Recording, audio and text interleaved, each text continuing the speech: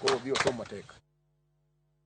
Ji ariyo owito ngimagi e kaonti ma Bomet tok lo sienyore kuomgi kumane gibuoke ne koth. E boma ma Nairobi bende ula nopong'o kaluwore koda koth mapek mochwe kuom seche buora. Chakre odhiambo manyoro ka koro luoro duogo ewi midhiero mar pi oula.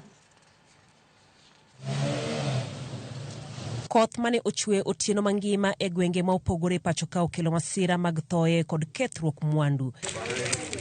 E kaonti ma Bomet, ji ariyo wito ngimagi tok lo sienyore kuomgi e gweng' ma Silibwet. Ji ariyogo iwacho ni ogeng'ore e ot moro kapok lo sienyore kendo umogi. E kaonti ma Makueni ng'at achiel owito ngimane ka mamoko ariyo otony tok gari mane giidho pi oula ywayo okinyi ma kawuono. Ji adekgo ne temo kalo olalo ma Kalawa e gweng' ma Mboni, aorano mane opong'.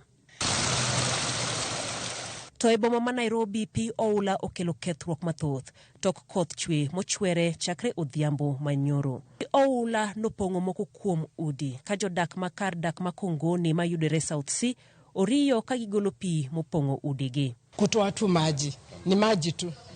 Tangu 3:30 hakuna kitu ingine. Everywhere it's water, toilets zimefurika zote, sewage yote imetokana hapa. We are to go to, and we are hoping that we will get a solution at the end of the day.